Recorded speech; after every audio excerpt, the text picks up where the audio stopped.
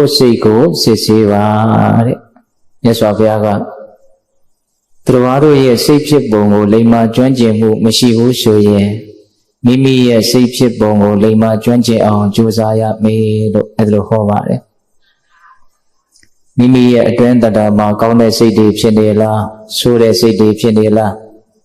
ယုံညံ့တဲ့စိတ်တွေဖြစ်နေလားမြင့်မြတ်တဲ့စိတ်တွေဖြစ်နေလားဆိုတာကိုစီစစ်ရမယ်ဝေဖန်ရမယ်အဲ့ဒါလိုကိုယ်စိတ်ကိုကိုယ်တိုင်ပြန်လဲပြီးတော့စစ်ဆေးခြင်းဟာစဉ်းစားဆင်ခြင်ခြင်းဟာကုသိုလ်ကောင်းမှုတွေတိုးပွားရေးကိစ္စမှာအလွန်တရာမှအကျိုးကျေးဇူးများတယ်လို့မြတ်စွာဘုရားဟောပါတယ်အဲ့ဒါဦးဇင်းတို့ပြည်သက်ပေါင်းတော်တို့ကုသိုလ်ကောင်းမှုတို့ဖြင့်တိုးတက်ကြီးပွားဖို့အတွက်များစွာအကြောင်းထောက်ပံ့များစွာအကျိုးကျေးဇူးများတဲ့မိမိတို့ရဲ့စိတ်ကိုမိမိတို့ကိုယ်တိုင်စစ်ဆေးဖို့ဘယ်ပုံပဲနည်းစစ်ဆေးမလဲဆိုတာလေးကိုမြတ်စွာဘုရားသင်ပြထားတဲ့ဒီတရားဒေသနာတွေကိုအခြေခံပြီးတော့မိမိတို့ရဲ့စိတ်ကိုကောင်းမွန်တဲ့စိတ်ကလေးတွေဖြစ်အောင်မြင့်မြတ်တဲ့စိတ်ကလေးတွေဖြစ်အောင်ကုသိုလ်ကောင်းမှုတွေတိုးပွားလာအောင်ကြိုးစားမယ်ဆိုတဲ့ရည်ရွယ်ချက်ကလေးနဲ့ဒီတရားဒေသနာတော်မြတ်ကိုနာယူကြည်ညိုကြည့်ကြမယ်နော်ဒီတရားဒေသနာတော်ကိုမဟောကြားသေးခင်မနာကြားသေးခင်မှာတရားတော်အလုံးကိုဟောကြားတော်မူခဲ့တဲ့ဘုရားရှင်ကိုတော်မြတ်ရဲ့အင်မတန်အေးချမ်းကြည်လင်တော်မူတဲ့မဟာကရုဏာကိုသိစေဟာတရားလုံးစုံကိုသိတော်မူမြင်တော်မူတဲ့သဗ္ဗညုတဉာဏ်ဒီဟူသောပညာကိုထိုမဟာကရုဏာကိုပညာကိုနှစ်ပါးစုံတို့ဖြင့်ပြည့်စုံတော်မူတဲ့ဘုရားရှင်ကိုတော်မြတ်ကိုယုတိမြတ်တို့ရှိခုပူတော်ကြအောင်စို့အလုံးလည်းအုပ်ချမှုပြီးတော့အာယုံပြုကြရအောင်ကရုဏာတိတလဟရယံပညာပိဇောတဝိယတမောဟဓမ္မသာနရမရလောကကရုံဝန္တိဒုက္ကတံဂတိဝိမု ddံ ကရုဏာတိတလဟရယံမဟာကရုဏာတော်ဖြင့်အေးမြသောစိတ်နှလုံးလည်းရှိတော်မူပါဝေထသောပညာပိဇောတဝိယတမောဟဓမ္မအရဟတမတိဟုသောအယံဝလင်းဖြင့်အဝိဇ္ဇာတိဟုသောမိုက်မောင်ကိုဖယ်ခွာတော်မူပြီးထသောသာနရမရလောကကရောလူနာမြမတတဝနန္ဒတို့ဤကြောက်တိတန်တို့လေကရောပြုရာတဆူရီသောဆရာသခင်လည်းဖြစ်တော်မူပါပြီးထသောဂတိဝိမု ddံ ဒီဟောမနုဿာနိရိယနှင့်ပိတတရိသံလာယရှိငါတန်သောဂတိတို့မှလည်းအထူးသဖြင့်ကင်းလွတ်တော်မူပြီးသောဒုက္ကတံတတဝါတို့အားအကျိုးများကြောင့်ဟုတ်မှန်သောစကားကောင်းကိုသာမြတ်ဆိုတော်မူပါ၏ထသောဗုဒ္ဓံသစ္စာလေးရတရားမြတ်ကိုလက်ပေါ်တင်တာဗရမများကဲ့သို့ပြတ်သားထင်တယ်သိနေပေတတ်ဘုရားရှင်ကိုယ်တော်မြတ်ကြီးကိုမေယံတရားဟောပုဂ္ဂိုလ်တရားနာပုဂ္ဂိုလ်ခေါ်ဆိုပညပရမမမူယုံနာနှပြဖြစ်ကြပါသောဘုရားတပည့်တော်တို့သည်ဝဏိဝနာမှာကာယဝစီမနောကြည်သုံးလီဒွါဒပနာမဖြင့်ဒုက္ခယောကျိုးလက်စုံမောဟရှိခိုးဥညွတ်ပါ၏မြတ်စွာဘုရား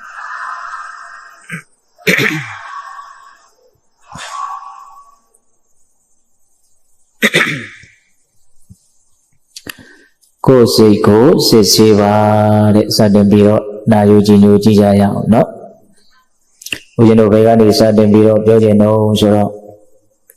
အင်္ဂုတ္တပါဠိတော်တတကနိပတ်ထဲမှာသစိတ္တသုတ်တံဆိုပြီးတော့မြတ်စွာဘုရားဟောတော်မူခဲ့တဲ့တရားဒေသနာတစ်ပုဒ်ရှိပါတယ်အဲ့ဒီတရားဒေသနာကနေစပြီးတော့ပြောကြည့်ရအောင်နောစီဘိက္ခဝေဘိက္ခုနောပရာစိတပရိယာဒါယကုသလောဟောတိအထာသစိတပရိယာယကုသလောဘိတာမိယဟန်တို့တဲ့သူတို့ဘာတို့ရဲ့စိတ်ဖြစ်ပုံကိုလိမ္မာကျွမ်းကျင်မှုမရှိဘူးဆိုလို့ရှိရဲ့မိမိရဲ့စိတ်ဖြစ်ပုံကိုလိမ္မာကျွမ်းကျင်အောင်ကြိုးစားရမယ်တဲ့ဒါကမှတော့ဦးဇင်းတို့တွေတပါးသူတို့ရဲ့အစ္ဆဒအတွင်းတန်တမှာဘလို့စိတ်တွေဖြစ်နေတယ်ဆိုတာကိုသိနိုင်မြင်နိုင်တဲ့သဘောရှိပါသလားမရှိပါဘူးဇံပင်ကြီးတွေရနေတာမှမဟုတ်ပဲဟုတ်လားအဲ့လိုသူတို့ဘာလို့ရဲ့တန်တမှာဘလို့စိတ်တွေဖြစ်နေတယ်ဆိုတာကိုလိမ္မာကျွမ်းကျင်မှုမရှိဘူးဆိုလို့ရှိရင် မိမိတို့ရဲ့စိတ်တွေဘလို့ဖြစ်နေတယ်လဲဆိုတာကိုလိမ္မာကျွမ်းကျင်အောင်ကြိုးစားရမယ်တဲ့မြတ်စွာဘုရားကကိုယ်စိတ်ကိုပြန်ပြီးတော့ကိုယ်တိုင်စစ်ဆေးရမယ်ပေါ့ကောင်းတဲ့စိတ်တွေဖြစ်နေလားဆိုတဲ့စိတ်တွေဖြစ်နေလားယုံကျင်တဲ့စိတ်တွေဖြစ်နေလားမြင့်မြတ်တဲ့စိတ်တွေဖြစ်နေလားအည်အသွေးရှိတဲ့စိတ်တွေဖြစ်နေလားအည်အသွေးညံ့တဲ့အည်အသွေးမရှိတဲ့စိတ်တွေဖြစ်နေလားအစရှိတဲ့ဖြင့်စဉ်းစားရမယ်ဆင်ခြင်ရမယ်ပေါ့အဲ့ဒါမြတ်စွာဘုရားကကိုယ်စိတ်ကိုကိုယ်တိုင်စစ်ဆေးတဲ့နေရာမှာဘယ်လိုစစ်ဆေးမလဲဆိုတာကိုဥပမာလေးပေးပြီးတော့မြတ်စွာဘုရားဟောတယ်ဥပမာဘယ်လိုပေးထားလဲဆိုတော့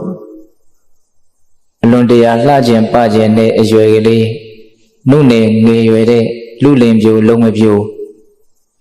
ငယ်ရွယ်တဲ့အရွယ်လေးတွေလှခြင်းပခြင်းနဲ့အရွယ်လေးတွေဆိုတော့နေတိုင်းသူတို့မှန်ကြည့်ကြရတယ်哦အဲ့ဒီမှန်ကြည့်တာနဲ့မြတ်စွာဘုရားကဥမာပေးတယ်အဲ့လိုမှန်ကြည့်တဲ့အခါမှာမှန်ထဲမှာကိုယ့်ရဲ့မျက်နှာပေါ်မှာတကယ်လို့များအညစ်အကြေးတွေမပေးချမ်းနေတာကိုတွေ့ခဲ့မယ်ကြည့်မကောင်းရှုမကောင်းဖြစ်နေတဲ့အညစ်အကြေးတွေများရှိနေတာကိုမြင်ခဲ့မယ်ဆိုလို့ရှိရင်အဲ့ဒီမှန်ကြည့်တဲ့ပုဂ္ဂိုလ်ဟာအဲ့ဒီအညစ်အကြေးကိုဖယ်ရှားဖို့ကြိုးစားမယ်တကယ်လို့မှန်ထဲမှာကိုယ့်မျက်နှာလေးကအပြစ်ကင်းပြီးတော့ဘာအညစ်အကြေးမှမရှိဘူးဆိုရင်တော့ဒါဝမ်းမြောက်ဝမ်းသာနဲ့မှန်ကြည့်ခြင်းကိစ္စပြီးသွားတယ်အဲ့လိုမှန်ကြည့်ပြီးတော့အလှပြင်တဲ့ပုဂ္ဂိုလ်ဟာတကယ်လို့မှန်ထဲမှာမျက်နှာရိပ်ပေါ်မှာမကောင်းတဲ့အညစ်အကြေးတွေတွေ့ခဲ့မယ်ဆိုရင်ဖယ်ရှားဖြစ်တယ်လို့မျိုးကိုယ်စိတ်ကိုစစ်ဆေးလို့ကိုယ့်ကိုယ်ဆင်ခြင်လို့မကောင်းတဲ့စိတ်တွေဖြစ်နေတာများနေပါလားလို့တွေ့ခဲ့မယ်ဆိုရင်အဲ့ဒီမကောင်းတဲ့စိတ်တွေကိုဖယ်ရှားနိုင်အောင်ကြိုးစားရမယ်တဲ့မှန်ကြည့်တဲ့ပုဂ္ဂိုလ်ကမှန်ထဲမှာကိုယ့်မျက်နှာလေးကအပြစ်ကင်းနေတယ်တန့်ရှင်းနေတယ်ဆိုရင်တော့ဝမ်းမြောက်ဝမ်းသာဖြစ်တယ်လို့မျိုးကိုယ့်ကိုယ်စစ်ဆေးလို့ကိုယ့်ကိုယ်ဆင်ခြင်လို့ငါမှမြင့်မြတ်တဲ့စိတ်တွေကောင်းတဲ့စိတ်တွေဖြစ်နေတယ်လို့သိခဲ့မယ်ဆိုရင်တော့အဲ့ဒီကောင်းမှုမှာယက်တည်ပြီးတော့ထွတ်ထက်အလွန်အာသောတရားတွေကိုအောင်ကြိုးစားရမယ်တဲ့ငါမှကောင်းတဲ့စိတ်ကလေးတွေဖြစ်နေတယ်ဆိုပြီးတော့ရစ်မှုပြီးတော့ရက်ပြီးတော့မနေရဘူးပေါ့အဲ့ဒီကောင်းမှုမှာယက်တည်ပြီးတော့ထွတ်ထက်အလွန်ကောင်းတဲ့ကောင်းအောင်ကြိုးစားရမယ်ဘယ်လောက်ထိကောင်းအောင်ရည်ရွယ်ချက်ထားပြီးတော့ကြိုးစားရမှာလဲဆိုရင်မြတ်စွာဘုရားကအာသောတရားကုန်ခန်းသည့်အထိကြိုးစားရမယ်လို့အဲ့လိုဟောတော့ဒီနေရာမှာပိဋကပေါင်းတော်ကောင်းတို့ကိုစဉ်းစားဆင်ခြင်ခြင်းကိုယ်စိတ်ကိုစစ်ဆေးခြင်းသည်ကုသိုလ်ကောင်းမှုတို့တိုးပွားရေးကိစ္စမှာအလွန်တရာမှအကျိုးကျေးဇူးများတယ်လို့မြတ်စွာဘုရားအဲ့ဒီသုတ်တန်ထဲမှာထည့်ပြီးတော့ဟောတယ်ပိစဝခဏဘဟုကာရာကုတလေတုဓမေတုကိုစစ်ဆေးခြင်းစဉ်းစားခြင်းဆင်ခြင်ခြင်းသည်ကုသိုလ်ကောင်းမှုတိုးပွားရေးကိစ္စမှာအလွန်တရာမှအကျိုးကျေးဇူးများတယ်တဲ့အဲ့ဒါမြတ်စွာဘုရားကဒီသုတ်တန်ထဲမှာကိုယ်စိတ်ကိုဘယ်လိုစစ်ဆေးမလဲဆိုတာလေးကိုသင်ပြပေးထားတယ်ပေါ့ကိုယ်စိတ်ကိုစစ်ဆေးတဲ့နေရာမှာမြတ်စွာဘုရားကမကောင်းတဲ့စိတ်တွေဖြစ်နေလားကောင်းတဲ့စိတ်တွေဖြစ်နေလားဆိုတာနဲ့ပတ်သက်ပြီးတော့မကောင်းတဲ့စိတ်တွေကို10မျိုးလောက်နာမည်လေးတွေတက်ပြီးတော့ဟောထားတယ်ကောင်းတဲ့စိတ်ကောင်းတဲ့အခြေအနေတွေကိုလည်းပဲ10မျိုးလောက်နာမည်လေးတွေတက်ပြီးတော့ပြောထားတယ်စံကျင်ဘက်အတွဲ10တွဲပေါ့မကောင်းတဲ့တရား10မျိုးကောင်းတဲ့တရား10မျိုးအဲ့ဒါကိုပိဋကပေါင်းတော်တို့ဒီကနေ့ညဦးစားပေးပြီးတော့မှတ်သားရမယ်ပေါ့နော်။ဟုတ်ဒီနေ့တရားကစဉ်းစားဆင်ခြင်စရာတွေများတဲ့အတွက်ကြောင့်မပြင်းကြီးကြဖို့တော့နည်းနည်းလေးကြိုပြီးတော့ဦးဇင်းကပြောခြင်းပါတယ်ဟုတ်လား။အေးအဲ့ဒါလို့ကိုစဉ်းစားဆင်ခြင်တဲ့နေရာမှာကောင်းတဲ့စိတ်မကောင်းတဲ့စိတ်ဘယ်ဟာတွေအဖြစ်များလဲဆိုတာနဲ့ပတ်သက်ပြီးတော့ကောင်းတဲ့တရား10မျိုးမကောင်းတဲ့တရား10မျိုးအတွဲ10တွဲမြတ်စွာဘုရားစဉ်းစားဆင်ခြင်တတ်ဖို့သင်ပြပေးထားတယ်အဲ့ဒါနံပါတ်1မြတ်စွာဘုရားသင်ပေးတဲ့စဉ်းစားဆင်ခြင်နည်းကဘာလဲဆိုတော့အဘိဇ္ဇာလို့နှုတ်ခေါ်ဘဟုလံဝိရမိအနာဘိဇ္ဇာလို့နှုတ်ခေါ်ဘဟုလံဝိရမိတဲ့အဟံငါသည်အဘိဇ္ဇာလို့အဘိဇ္ဇာတရားတွေများသည်ဟုတ်တော်ဝါဖြစ်၍ဘဟုလံကျိန်ဖန်များစွာဝိရမိနှုတ်ခေါ်နေနေသလောကိုစဉ်းစားတာငါတဲ့အဘိဇ္ဇာတရားတွေများပြီးတော့များနေနေလားလို့ကိုစဉ်းစားရမေးတဲ့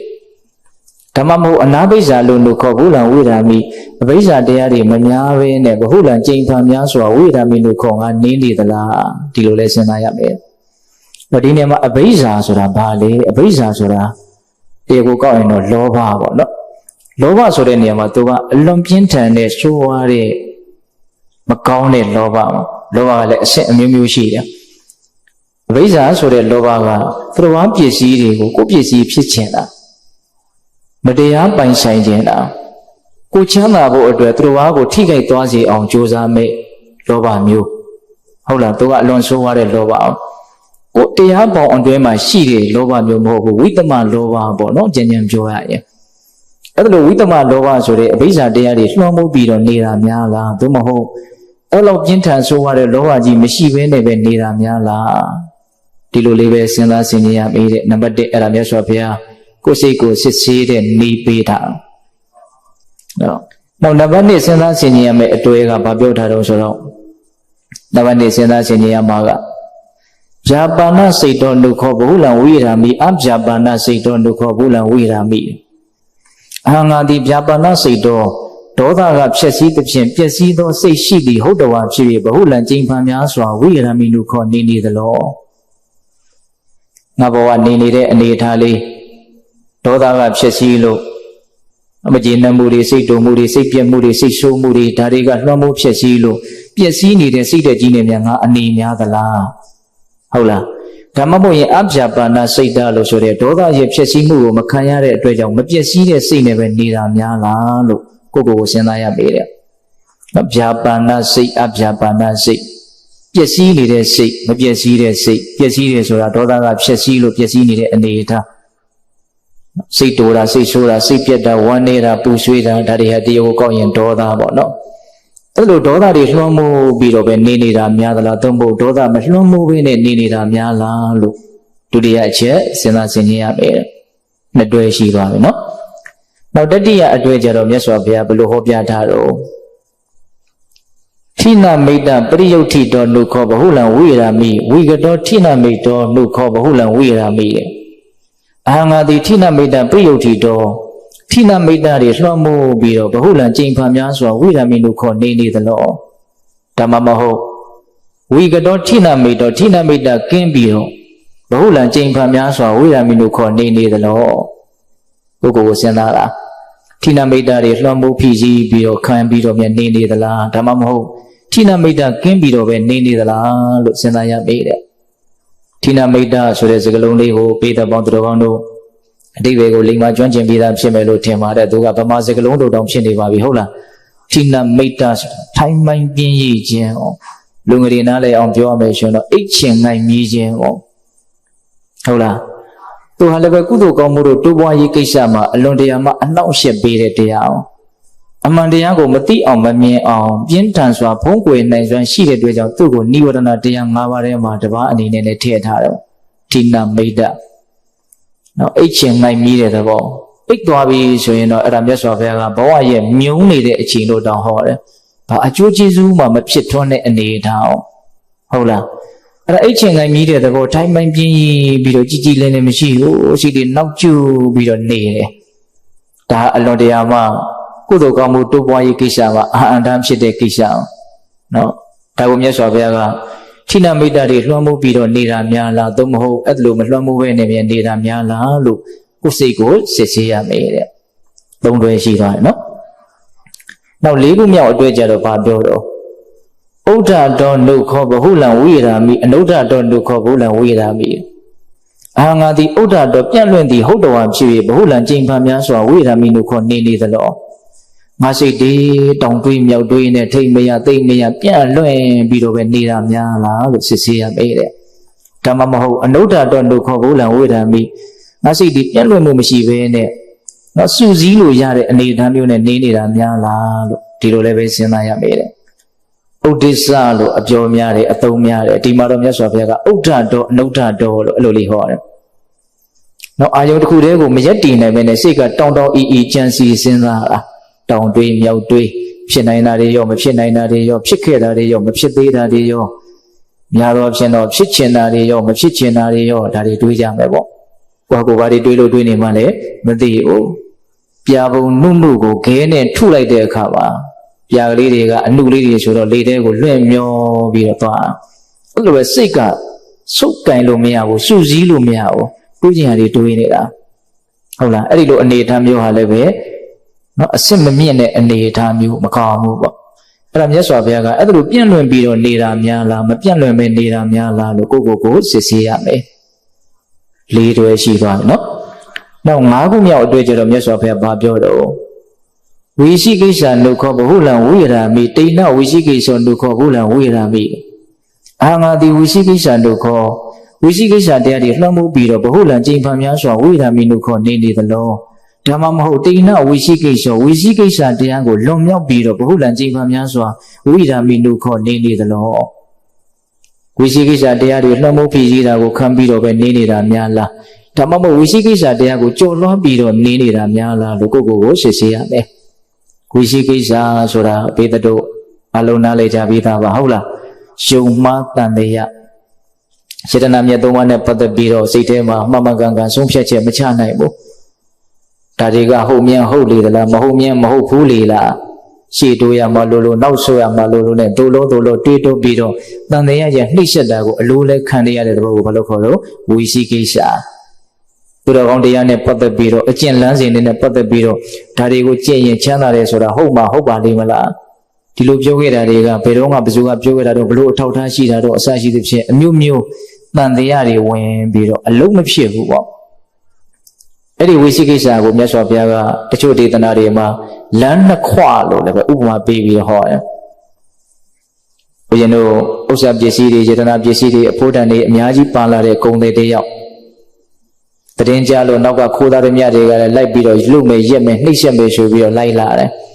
Rashiga Nebiro. Koda Miari Laila Rago, Tide Dwell. No, didn't look on Gini, the Yedanab Jesidi Pare Conde. A billion loyene, was or Laniga, Naquam Shenade, or do it. Bebe de Lanya, the La. La Webe Lamala, Leabe Lamala. We queen I mean, Assumption I move, Yep Biro, Tandia Lanzoma, 2 Biro, Gene, Nina. Hola. Deja, Naga Koda Miari, Mila Biro. Toka Bira go, Kaya Lake. Elumio Wishikisha Diago, Yasopia, Uma Bida. Mamma Ganga, some such a machana minute, but the Makoya say longo pema or listen near Yaudeo. Dagalevi, Gogo Ranga, Yamjina Aneme, Yamjina Aji, Bogore, Tandama. Bogore Tango, Miwasika Mumashibu, Memian Songa Mumashibu, so you know, Wishikisha Diaga, Chilada Deo. Edlo Wishikisha Diadi, Lomo Biro, Nira Miala, Tamamo, Wishikisha Diago, Jolone on Josa Biro. Tide Tade, Mine Pocori, Mimian Biro, Gogo and Legioni Dominati Cara. Then Leo Bamanga Swatito, Senior Biro. Dijo Matan Diago, Mapshi or Yo Matan Diago, Jola Biro, Nini, and Nitam Yoga Miala, Gogo, Sisia May. And the Dweshiva.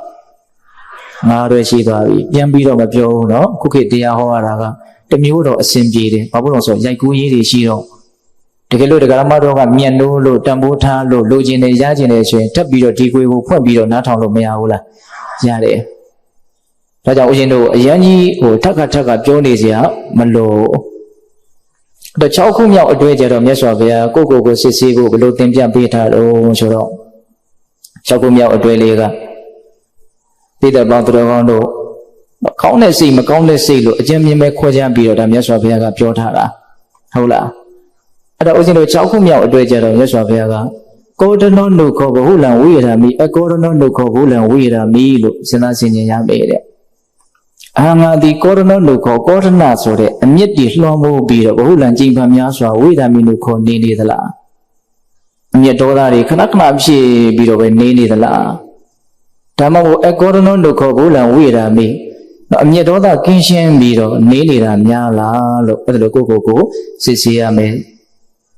Gogo, Senayame, Sinyame. Dinema Soroga, Japana. Dodaga, Chessidipshin, Popian needed sail. Tilo Jogera Mishula, Chile, or a cook golden nasuda, Goda, and Miets of Joviane. Dinema Miesura, say Damajamu, Doda Dizali.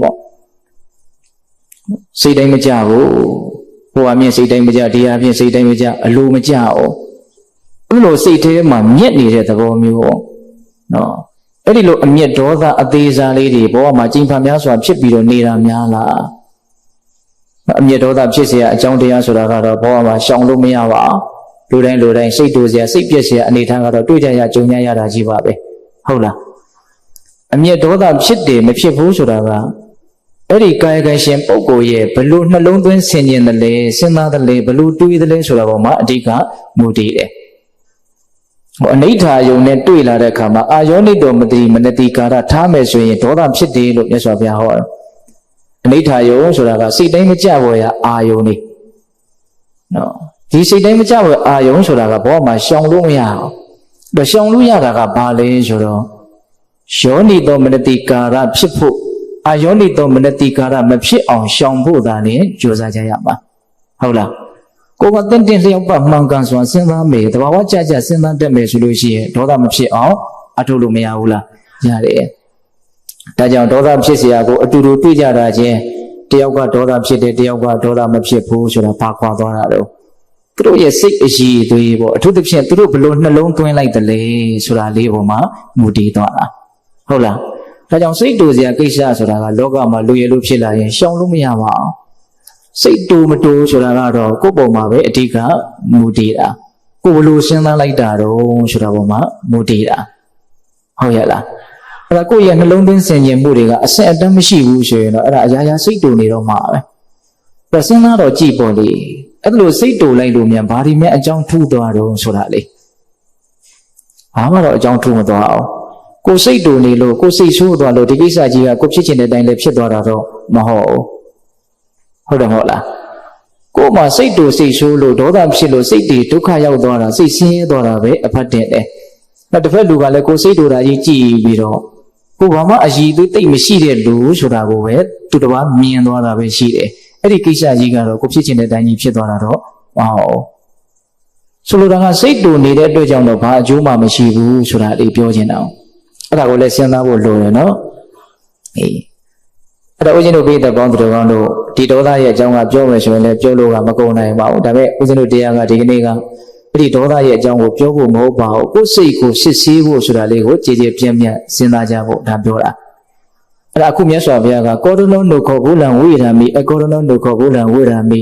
နော်အမျက်ဒေါသတွေလွှမ်းမိုးပြီးတော့နေတာများလားအမျက်ဒေါသမလွှမ်းမိုးပဲနေမြနေတာများလားလို့မလုပ်ရမှာလို့စစ်ဆေးရမယ်တဲ့ကို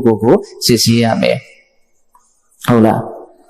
အဲ့ဒါလိုမြတ်စွာဘုရားဟောပြီးတော့နောက်တစ်ချက်မြတ်စွာဘုရားဘာဆက်ဟောပြန်တော့တံကိလေသာနုခောဘဟုလံဝိရာမိတံကိလေသာစေတောနုခောဘဟုလံဝိရာမိအတံကိလေသာစေတောနုခောဘဟုလံဝိရာမိနော်ခုနှစ်ခုမြောက်မြတ်စွာဘုရားဟောပြတဲ့အတွေ့အဟံငါတိတံကိလေသာစေတောညင်နွမ်းသောစိတ်ရှိသည်ဟုတ်တော်ဖြစ်၍ဘဟုလံကျင့်ပန်းများစွာဝိရာမိနုခောနေနေသလောအတံကိလေသာစိတ်တော်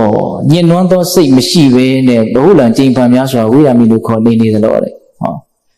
စိတ်တွေညစ်ပြီးတော့မြန်နေတာများလားစိတ်တွေမညစ်ဘဲနဲ့စင်စင်ကြဲကြဲတတ်တတ်ရှင်းရှင်းလေးဖြစ်ပြီးတော့နေတာများလားလို့စဉ်းစားရပေတဲ့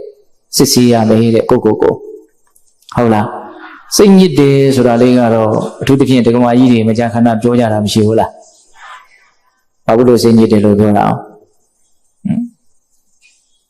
အလိုမကြလို့ပေါ့ဟုတ်တယ်မဟုတ်လားညာတော့ဖြင့်တော့စိတ်ညစ်တယ်လို့ပြောရခြင်းရဲ့အကြောင်းတရားတွေကတော့အများကြီးပါပဲစိတ်ညစ်ခြင်းရဲ့အကြောင်းတရားတွေအများကြီးကိုတူရစုပြီးတော့ပြောလိုက်မယ်ဆိုရင်တော့ကိုမဖြစ်ချင်တာတွေဖြစ်လို့ကိုဖြစ်ချင်တာတွေမဖြစ်လို့ဒီနှစ်ချက်ပဲရှိမယ်လို့ထင်တယ်စဉ်းစားမိလားကိုယ့်ဟာကိုယ်ဘာလို့စိတ်ညစ်တာတုံးဆိုတာလေပြောတော့ပြောနေတာပဲစိတ်ညစ်တာလို့ပြောနေတာပဲဘာလို့စိတ်ညစ်တာတုံးလို့စဉ်းစားမိရလားစဉ်းစားရမကောင်းဘူးလားစိတ်ညစ်ပြီဆိုရင်တော့ရေဘူးရအဖြစ်ကိုဖြစ်ချင်တာတွေမဖြစ်လို့ကိုမဖြစ်ချင်တာတွေဖြစ်လို့တော့ကိုဖြစ်ချင်တာကိုမဖြစ်ချင်တာအဲ့ဒီနှစ်ချက်ကကိုယ့်ကိုနှိမ့်ဆက်နေတာဖြစ်ချင်တာကနှိမ့်ဆက်တယ်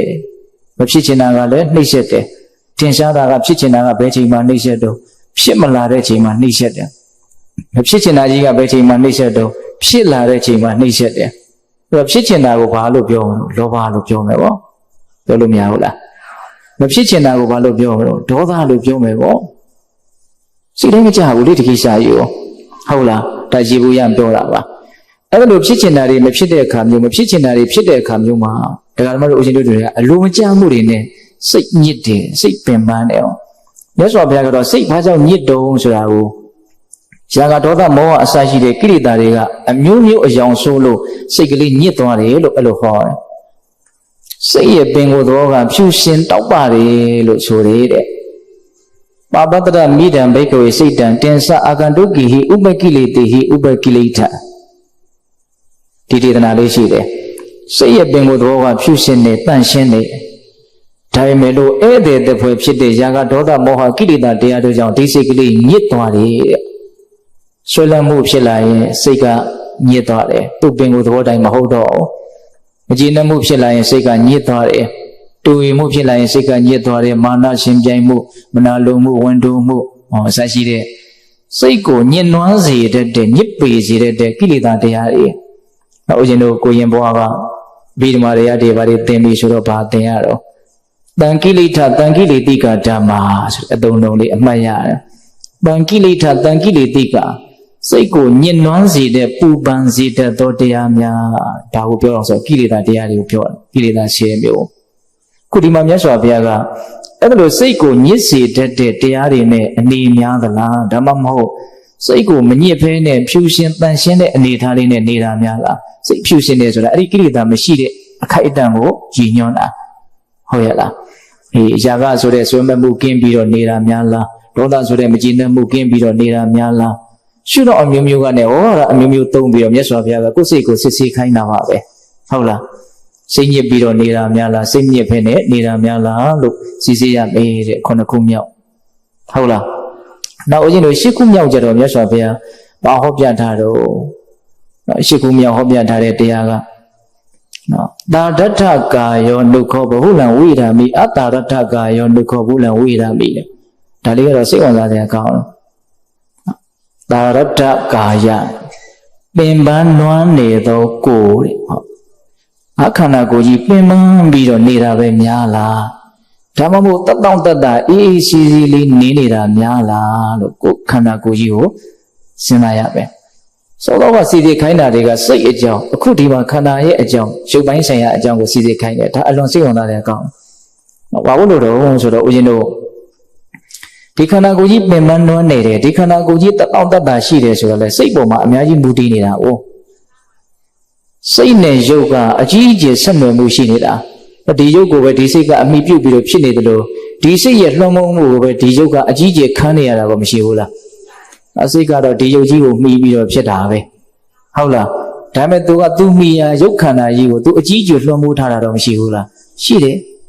ဒါကြောင့်ရုပ်ဖောက်ပြန်လို့စိတ်ဖောက်ပြန်ရတဲ့အပိုင်းရှိတယ်လို့စိတ်ဖောက်ပြန်လို့ရုပ်ဖောက်ပြန်ရတဲ့အပိုင်းတွေလည်းရှိတာပဲဒါကတော့လူတိုင်းသိတာပါတယ်ဟုတ်လားသိနိုင်ပါတယ်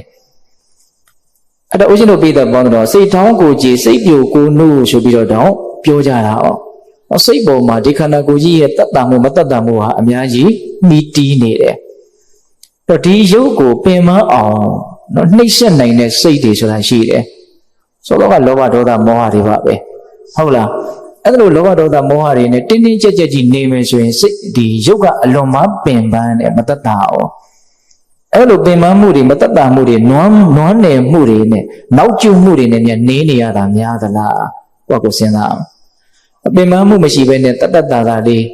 နော်ငြိမ်ငြိမ်အေးအေးလေးရုပ်ကလေးလေးတတ်တာလေးကြည်ကြည်လင်းလင်းလေး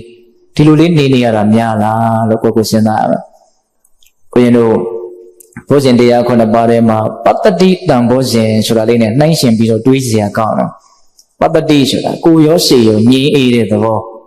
ဟုတ်လားမိမိခန္ဓာရဲ့သဘာဝတွေကိုမှန်မှန်ကန်ကန်သိအောင်မြင်အောင်ကြိုးစားမယ်ဆိုပြီးတော့တတိဝရိယဉာဏ်ပညာနဲ့ခန္ဓာရဲ့သဘာဝတွေကိုသိနေအောင်ကြိုးစားအဲ့လိုသိနေအောင်ကြိုးစားတဲ့အခါမှာအဲ့လိုကြိုးစားနေတဲ့အခိုက်အတန့်မှာစိတ်ကိုပင်ပန်းစေတဲ့ပူလောင်စေတဲ့ကိလေသာတရားတွေဟာအခိုက်အတန့်များကင်းကွာတော့ဒါကြောင့်စိတ်ကဘာဖြစ်တုံဆိုတော့နှစ်သက်မှုပီတိတရားတွေနဲ့ပြည့်တယ်အာထုတ်တဲ့အလေးချင်းများလာပြီဆိုလို့ရှိရင်အဲ့ဒီပီတိမကတော့ဘဲနဲ့ပတ္တတိဆိုပြီးတော့ကိုယ်ရောစိတ်ရောငြိမ်အေးလာတတ်တာလာနော်အဲ့လိုတတ်တာပြီးတော့နေတာများသလားသို့မဟုတ်မတတ်တာပဲနဲ့နေနေတာများလားစဉ်းစားကြည့်ဒါကြောင့်တစ်ခါတလေကိုယ်လုပ်ငန်းကိုင်ငန်းနေနဲ့နော်ဇောတွေကထက်တန်နေတာဆိုတော့ကိုယ့်ကိုပင်ပန်းလို့ပင်ပန်းမှမသိဘူးတတိကလေးထားပြီးတော့ကြည့်ပါဦးခန္ဓာကိုယ်ကြီးကိုနော်ကိုယ်ကရှေ့ကိုအတင်းချီတက်နေတာသူကနောက်ကမလိုက်နိုင်မနဲ့မောနေတာမျိုးဒါတင်စားပြောတာပါတော့ကိုယ်ခန္ဓာကိုယ်ကြီးကိုတတိလေးထားပြီးတော့ကြည့်အောင်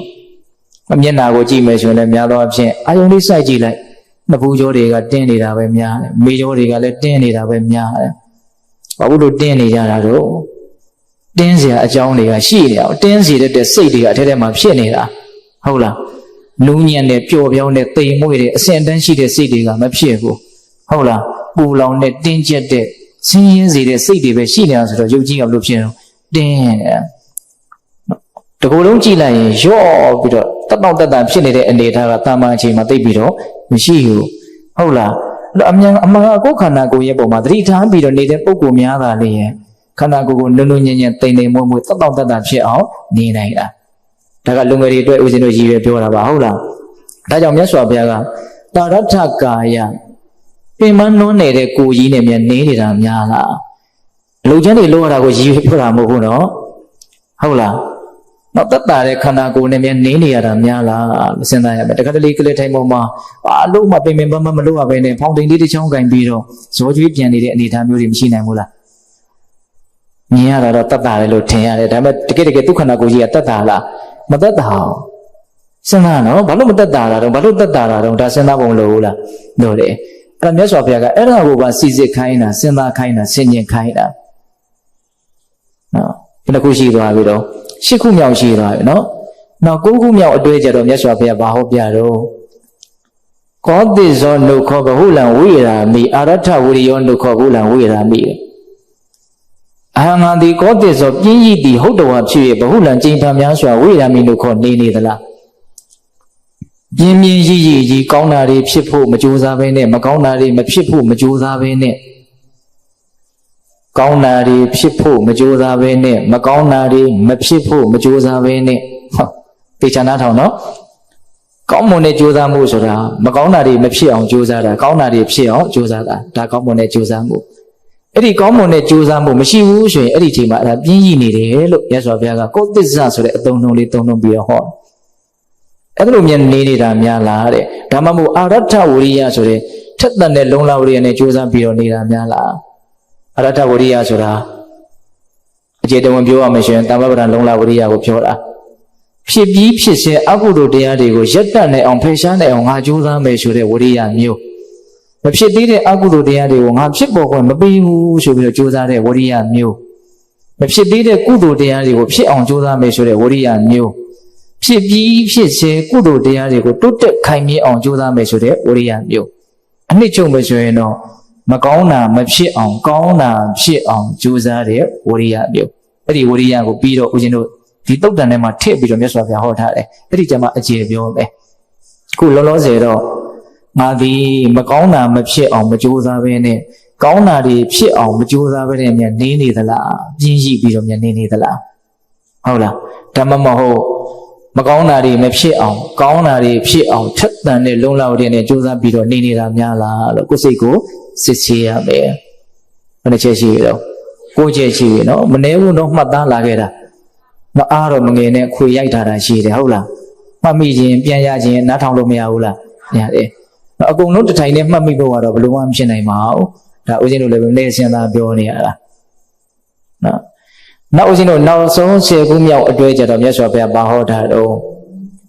တမဟိတောဒုက္ခဘဟုလံဝိရာမိအတမဟိတောဒုက္ခဘဟုလံဝိရာမိတဲ့အဟံငါတိတမဟိတောတီကြည်သောစိတ်ရှိသည်ဟုတ်တော်ဖြစ်၍ဘဟုလံကျင့်ဖန်များစွာဝိရာမိနှုတ်ခေါ်နေသလောငါတီငြိမ်တီကြည်တမာတိကလေးနဲ့စိတ်ကလေးတည်ငြိမ်ပြီးတော့နေနေတာများလားလို့အဲ့လိုစဉ်းစားတယ်ဒါမှမဟုတ်ရင်အတ္တမဟိတောဒုက္ခဘုလံဝိရာမိဘာတည်ငြိမ်မှုမှမရှိဘဲနဲ့စိတ်ကြီးကပြောက်ပြက်ခတ်ပြီးတော့တွေးသမျှအာယုံကိုလိုက်ပြီးတော့ဟုတ်လားဘာတည်ငြိမ်မှုမှမရှိဘဲနဲ့နေနေတာများလားဒီလိုလဲပါလို့အောင်လို့စဉ်းစားရမယ်နောက်တမာတိနဲ့နေတာများလားသို့မဟုတ်တမာတိမရှိဘဲနေတာများလားလို့စဉ်းစားရမယ်လို့ဆိုလိုတာတမာတိကိုဒီနေ့မှာမြတ်စွာဘုရားကတမာဟိတောလို့ဒီလိုလေးဟောတယ်။ဦးဇင်းတို့သစ္စာတန်ယုတ်ထဲမှာဒီတမာဟိတောဆိုတဲ့အသုံးလုံးလေးနဲ့ပတ်သက်ပြီးတော့ဟောထားတာလေးကိုအမှတ်ရတယ်။တမာဟိတောဘိက္ခဝေဘိက္ခုယထာဘုဒ္ဓံပဇာနာတိဟောအဓိပ္ပာယ်ကဘာပြောတော့တည်ငြိမ်သောစိတ်ရှိတဲ့ပုဂ္ဂိုလ်ဒီမှန်မှန်ကန်ကန်သိနိုင်မြင်နိုင်နေတဲ့ဟောအနှစ်သာရအရှိဆုံးကတော့မှန်မှန်ကန်ကန်သိတဲ့မြင်တဲ့ဉာဏ်ပညာပါပဲဒါပေမဲ့အဲ့ဒီဉာဏ်ပညာဆိုတာကလည်းအကြောင်းပဲဖြစ်လာတာဘာလို့သူ့ရဲ့နောက်ွယ်မှာအကြောင်းတရားရှိတယ်ပညာဖြစ်ခြင်းရဲ့အကြောင်းတရားကတမာတိပဲစိတ်ကတည်ငြိမ်လာတယ်စုစည်းမှုရှိလာဆိုတော့သူကအရည်အသွေးရှိလာတဲ့အတွက်ကြောင့်သိစရာရှိတာတွေကိုမှန်မှန်ကန်ကန်သူသိလာတယ်ဒါလေးမှတ်သားစရာအလွန်ကောင်းတယ်နော်တည်ငြိမ်သောစိတ်ဒီမှန်မှန်ကန်ကန်သိစေတယ်ဆိုတာ စိတ်ကကြောက်ပြက်ခတ်နေတယ်အိမ်ဒီမရဖြစ်နေတယ်စူးစီးလို့မရဘူးဆိုရင်ဘလို့လုပ်ပြီးတော့မှအဲ့ဒီအချိန်မှာအဲ့ဒီအနေအထားမျိုးနဲ့အဲ့ဒီစိတ်တွေအမှန်တရားကိုမသိနိုင်အောင်ဟုတ်တယ်မဟုတ်လားဒါလောကီလိုလည်းဒီတိုင်းပဲအလွန်တရာစိတ်ပြန့်လွင်ပြီးတော့စူးစီးလို့မရတဲ့ပုဂ္ဂိုလ်အာယုံစိတ်လို့မရတဲ့ပုဂ္ဂိုလ်ဟာဘယ်လိုအမှန်တရားကိုသူသိမှာတော့ဘာမှမသိနိုင်နော်ဒါလောကီလိုလည်းဒီတိုင်းပဲဟုတ်လားမှန်မှန်ကန်ကန်စဉ်းစားဆင်ခြင်နိုင်တဲ့ပုဂ္ဂိုလ်တွေဟာတမာတိရှိတဲ့ပုဂ္ဂိုလ်တွေတုံးတယ်ုံနဲ့စိတ်မလှုပ်တဲ့မတုံတဲ့ပုဂ္ဂိုလ်တွေရောဟုတ်လားခုမြတ်စွာဘုရားကဒီမှာတမာဟိတောဘိက္ခုဘိက္ခုယထာဥဒ္ဓမဇာနာတိတည်ငြိမ်သောစိတ်ရှိတဲ့ယဟန်သည်မှန်မှန်ကန်ကန်သိမယ်လို့ဟောတာမှန်မှန်ကန်ကန်သိတယ်ဆိုတာကဒီနေရာမှာဘာကိုရည်ညွှန်းတာတော့သစ္စာလေးပါးကိုသိတာကိုရည်ညွှန်းတာဘဝခန္ဓာသည်ရှင်ရဲ့ဒုက္ခတွေဖြစ်နေခြင်းများတာဖြစ်တယ်လို့ဆိုတဲ့နံပါတ်1အမှန်တရားဒုက္ခသစ္စာဒါတည်ငြိမ်သောစိတ်ရှိရင်အဲ့ဒီအမှန်တရားကိုသိနိုင်နေတဲ့ဟုတ်လားမိမိတို့နားလေသည်ဖြစ်စေနားမလဲသည်ဖြစ်စေလက်ခံသည်ဖြစ်စေလက်မခံသည်ဖြစ်စေဘဝခန္ဓာတွေကတော့တကယ်တမ်းကဆင်းရဲဒုက္ခတွေဖြစ်နေခြင်းများတာဖြစ်တယ်တဲ့ဆင်းရဲဒုက္ခကလွဲလို့တခြားဘာတွေဖြစ်နေတာမှမဟုတ်ဘူးအဲ့ဒါလောကကြီးရဲ့နံပါတ်1အမှန်တရားဘယ်တော့မှမပြောင်းလဲတဲ့အမှန်တရားဒါပေမဲ့အဲ့ဒီအမှန်တရားကိုတရားဓမ္မတို့ဦးဇင်းတို့တွေအခုချိန်မှာမသိနိုင်သေးဘူးသိလည်းပဲအနုဘောဓဉာဏ်လောက်နဲ့ပဲသိတယ်ပဋိဝေဒအဆင့်ရောက်အောင်မသိဘူးအဲ့တော့အဲ့ဒီဟာကိုထွန်းပြီးတော့သိကျင်တယ်မြင်ကျင်တယ်ဆိုရင်သိနိုင်လောက်တဲ့တမာတိရှိအောင်ကြိုးစားရမယ်တမာတိရှိရင်ခန္ဓာသိရှင်းရတယ်ဆိုတဲ့ဒုက္ခသစ္စာကိုသိနိုင်တယ်မြင်နိုင်တယ်ဟုတ်လားလောဘသည်ဒုက္ခဖြစ်ခြင်းရဲ့အကြောင်းတရားဖြစ်တယ်ဆိုတာနံပါတ်1လောကကြီးရဲ့အမှန်တရားသမုဒယသစ္စာဆင်းရဲဒုက္ခဆိုတာလောဘဆိုတဲ့ပရဏအကြောင်းတရားကြီးကိုအကြောင်းခံပြီးတော့ဖြစ်ကြတာအဲ့ဒီအမှန်တရားကိုတမာတိရှိရင်သိနိုင်တယ်ဟုတ်လားလောဘချုပ်ခြင်းဒီဒုက္ခချုပ်ခြင်းဖြစ်တယ်လို့ဆိုတဲ့နံပါတ်3လောကကြီးရဲ့အမှန်တရားនិရောဓသစ္စာဒါကိုလည်းပဲတမာတိရှိလို့ရှိရင်သိနိုင်တယ်မြင်နိုင်တယ်မဂ္ဂင်၈ပါးဒီဒုက္ခငြိမ်းရာသို့ဆက်ရောက်ကြောင်းလမ်းကြောင်းဖြစ်တယ်လို့ဆိုတဲ့နံပါတ်4လောကကြီးရဲ့အမှန်တရားမဂ္ဂသစ္စာဒါကိုလည်းပဲတမာတိရှိတဲ့ပုဂ္ဂိုလ်တွေဟာမှန်မှန်ကန်ကန်သိနိုင်တယ်မြင်နိုင်တယ်ဒီတမာတိဆိုတဲ့တရားလေးရဲ့အရေးပါမှုကိုနားလည်ဖို့လိုတယ်ဒါကြောင့်ဦးဇင်းတို့နိဗ္ဗာန်ရောက်ကြောင်းမြတ်စွာဘုရားညွှန်ပြတဲ့လမ်းကြောင်းအမှန်သီလတမာတိပညာဒီလိုမလားဟုတ်လားလားနော်တမာတိဒီမဂ္ဂင်၈ပါးထဲမှာလည်းပဲအလွန်အရေးပါတဲ့အင်္ဂါအစိတ်အပိုင်းတည့်ရအနေနဲ့ရှိမနေဘူးလားရှိနေတယ်သိက္ခာ၃ပါးထဲမှာလည်းပဲသီလသိက္ခာတမာတိသိက္ခာပညာသိက္ခာဆိုပြီးတော့ကျင့်စရာကြီး၃ခုထဲမှာလည်းပဲတမာတိသိက္ခာဆိုပြီးတော့နော်တခန္ဓနာတတိတဏရှိမနေဘူးလားဒါကတချို့ကတမာတိကိုဘုရားသာသနာနဲ့တွေ့တဲ့အချိန်မှာသိဖို့ရာကလိုရင်းပဲတမာတိရှိဖို့ကအဓိကမဟုတ်ဘူးလို့ပြောကြတာတွေကြားရလို့ဒီစကားလေးကိုဦးဇင်းတို့ပြောပြတာဟုတ်လားတမာတိမရှိဘဲနဲ့မှန်မှန်ကန်ကန်မသိနိုင်ဘူးဟုတ်လားအဲ့ဒီတမာတိမျိုးကိုယ်မှာရှိပြီးတော့နေတာများလားသို့မဟုတ်တမာတိမရှိဘဲနဲ့နေတာများလားလို့ခြေကူးမြောက်စဉ်းစားရမယ်လို့မြတ်စွာဘုရားဟောဘယ်နှချက်ရှိသွားတော့အလုံး10ချက်နော်မကောင်းတာ10မျိုးကောင်းတာ10မျိုးအဲ့ဒါကိုယ်စိတ်ကိုအဲ့လိုစစ်ဆေးခြင်းဒီကုသိုလ်ကောင်းမှုတိုးပွားရေးကိစ္စမှာအလွန်တရာမှအကျိုးကျေးဇူးများတယ်တဲ့မြတ်စွာဘုရားကအဲ့လိုကိုယ်စိတ်ကိုစစ်ဆေးလို့ဆင်ခြင်လို့တကယ်လို့မြန်မကောင်းတာတွေနဲ့ငါနေနေတာများတယ်ငါတန်တန်မှာမကောင်းတာတွေဖြစ်တာအလွန်များပါလားလို့မြန်သိခဲ့မယ်ဆိုရင်အဲ့ဒီလိုအဖြေမျိုးမြန်ထွက်ခဲ့မယ်ဆိုရင်အဲ့ဒီမကောင်းတာတွေကိုဖယ်ရှားဖို့အတွက်ကြိုးစားရမယ်ကောင်းတာတွေအဖြစ်များတယ်ငါကောင်းမှုနဲ့ပဲနေတာများတယ်ကောင်းတဲ့အရေးသွေးနဲ့ပဲနေတာများတယ်လို့မြန်အဲ့ဒီလိုကောင်းမွန်တဲ့အဖြစ်မြန်ထွက်ခဲ့မယ်ဆိုရင်တော့အဲ့ဒီကောင်းမှုမှာယက်တည်ပြီးတော့ထုတ်တဲ့အလွန်အာသောတရားတွေကုန်အောင်ကြိုးစားရမယ်တဲ့ဒီနေ့မှာဦးဇင်းတို့ဆက်ပြီးတော့ပြောတရားရှိတာကမကောင်းတာတွေအဖြစ်များတယ်လို့မြန်သိရမယ်ဆိုရင်အဲ့ဒီမကောင်းမှုတွေကိုဖယ်ရှားနိုင်အောင်ကြိုးစားရမယ်ဆိုတဲ့အချက်ကလေးကိုမြတ်စွာဘုရားဟောပြထားတဲ့စကားလုံးလေးတွေအတိုင်းအသေးစိတ်ကလေးဦးဇင်းနဲ့ပြောကြည့်ခြင်းဟုတ်လားကိုယ့်ကိုယ်ကိုစဉ်းစားလိုက်လို့ဆင်ခြင်လိုက်လို့စစ်ဆေးလိုက်လို့ဘဝမှာမကောင်းတာတွေမကောင်းတဲ့စိတ်တွေနဲ့ပဲငါအနေများနေပါလားလို့တကယ်လို့မြန်အဲ့လိုမြန်အဖြေထွက်ခဲ့မယ်ဆိုရင်များသောအားဖြင့်တော့စစ်ဆေးကြည့်မယ်ဆိုရင်အဲ့ဒီအဖြေပဲထွက်မှာပဲများပါတယ်ဒါဦးဇင်းတို့လည်းဒီတိုင်းပဲဒကာဓမ္မတို့လည်းဒီတိုင်းပဲဖြစ်လိမ့်မယ်ဟုတ်တယ်မဟုတ်လားအဲ့ဒီအဖြေလောက်ရတယ်ဆိုရင်ကိုမစိုးသေးဘူး။အောင်းဆိုတော့များသောအားဖြင့်ကစစ်ကိုမစစ်စေဘူး။ဟောမကောင်းတာကြီးကိုပဲကောင်းတယ်လို့ထင်နေတာ။ဟုတ်တယ်မဟုတ်လား။မကောင်းတာကိုမကောင်းဘူးလို့သိရတဲ့ပုဂ္ဂိုလ်ကိုယ့်ကိုယ်ကိုမကောင်းတာတွေဖြစ်နေပါလားလို့သိရတဲ့ပုဂ္ဂိုလ်ကမသိရတဲ့ပုဂ္ဂိုလ်တွေအများကြီးမသာဘူးလား။အဲ့တော့သူကကုစားဖို့အတွက်သူ့မှာလမ်းကြောင်းပွင့်နေတယ်။ဟုတ်လား။ခုမြတ်စွာဘုရားကအဲ့ဒါလို့ကိုယ့်ကိုယ်ကိုစစ်ဆေးလို့ မကောင်းတာတွေအဖြစ်များတယ်ဟဲ့လို့မြတ်သိခဲ့မယ်ဆိုရင်အဲ့ဒီမကောင်းမှုကိုဖယ်ရှားနိုင်အောင်ကြိုးစားရမယ်တဲ့ဘလောက်ထိလုံလဝရိယထက်ထက်တန်တန်ဆန္ဒတွေထက်ထက်တန်တန်နဲ့အဲ့ဒီအကုသိုလ်တရားတွေကိုဖယ်ရှားဖို့ကြိုးစားရမှာလဲဆိုရင်တဲ့အာဒိဋ္ဌတိတောဝါအာဒိဋ္ဌစေလောဝါကိုကောင်းကဆပင်ကိုအခက်မသိလို့မီးလောင်တဲ့အခါမျိုးမြန်ကြုံခဲ့မယ်ဆိုရင်အဲ့ဒီမီးကိုငြိမ်းသက်ဖို့အတွက်ကိုဘလောက်ပြင်းပြင်းထန်ထန်ကြိုးစားမလဲတစ်ချက်လောက်စဉ်းစားအောင်ကိုဝတ်ထားတဲ့အင်ကြီးကိုဝတ်ထားတဲ့အဝတ်ပစိုးထမိန်ကိုအခက်မသိလို့မြန်မီးလောင်ခဲ့မယ်ဆိုရင်အဲ့ဒီလောင်းနေတဲ့မီးကိုဘလို့ဝရိယမျိုးနဲ့ကိုငြိမ်းသက်မလဲကျန်တဲ့လှုပ်တွေအသာထားအဲ့ဒီအချိန်မှာတော့အဲ့ဒီမီးကိုငြိမ်းဖို့ကအရေးအကြီးဆုံးပဲမဟုတ်လားနော်အခက်မသိလို့ခေါင်းကိုလောင်းတဲ့မီးအဝတ်ကိုလောင်းတဲ့မီးစိတ်ကူးလေးနဲ့လောင်းကြည့်ပေါ့ဟုတ်လားတကယ်လောင်ဖို့ဆိုတာကတော့ဖြစ်ထောင်ဖြစ်ခဲ့ကိစ္စကြီးပါပဲဒါပေမဲ့အခက်မသိလို့မြန်လောင်ခဲ့မယ်ဆိုရင်တော့ဘယ်လောက်အတိုင်းအတာထိနော်အားစိတ်ပြီးတော့ကိုအဲ့ဒီမိကိုငြိမ်းမလဲဟုတ်လားဘလောက်ကျန်တဲ့ဘလောက်အလုပ်အရေးကြီးတယ်ပဲပြောအဲ့ဒီအလုပ်တော့ကတော့အရေးမကြီးဘူးခုမြတ်စွာဘုရားကအကုသိုလ်တရားဖယ်ရှားရေးကိစ္စမှာအဲ့ဒါလောက်အရေးကြီးလုပ်ရမယ်လို့ပြောတာဒါအလွန်မြင်မာတဲ့ဥပမာပေါ့နော်လိုက်နာနိုင်ဖို့ကတော့တော်တော်ကိုမလွယ်သေးဘူးဦးဇင်းတို့ကဒါကိုယ်စိတ်ကိုပဲကိုယ်စဉ်းစားပြီးတော့ပြောကြည့်တာပါအဲ့ဒီလောက်စိတ်သက်ကြီးနဲ့အကုသိုလ်တရားကိုပယ်ရှားဖို့မကြိုးစားသေးတာမအားထုတ်သေးတာတော့အမှားပဲအဲ့ဒါကြောင့်မို့လို့လည်းပဲတရားဓမ္မတို့ဦးဇင်းတို့တွေကဒီကနေ့အချိန်ထိဒီဆင်းရဲတွင်တွေကမတတ်နိုင်နေတာဟုတ်ရဲ့လားခုမြတ်စွာဘုရားကအကုသိုလ်တွေများတယ်ဆိုတာကိုသိခဲ့မယ်ဆိုရင်အဲ့ဒီအကုသိုလ်တွေကိုဖယ်ရှားဖို့အတွက်အခုပြောခဲ့တဲ့ဝရိယမျိုးအထိအခုပြောခဲ့တဲ့ဆန္ဒမျိုးအထိဝရိယတွေဆန္ဒတွေကိုမြင့်တင်ရမယ်။ခေါင်းလောင်းနေတဲ့မိကိုငြိမ်းတယ်လို့မျိုးဝတ်ထားတဲ့အိုးအိမ်ကြီးကိုလောင်းနေတဲ့မိကိုငြိမ်းတယ်လို့မျိုးတဲ့အလွန်ထိမိတဲ့ဥမာလုံးမဆိုနိုင်ဘူးလားဆိုနိုင်တယ်။အဲ့ဒီမှာအသုံးနှုန်းလေးတွေကိုလည်းမြတ်စွာဘုရားအတိအကျသုံးနှုန်းပြီးတော့ပြောတယ်ဗျ။တေတံယေဝပါပကနာဓမ္မနာအကုတလနာပတိမတောသံသောသဝါယမောသဥဒ္ဒါဟောသဥဒ္ဒောလိသအပတိဝါနိသတတိသတံပစင်ခြင်းသကရဏီယတဲ့အဲ့ဒီတုတ်တံမှာမြတ်စွာဘုရားဟောထားတဲ့အသုံးအနှုန်းလေးတွေ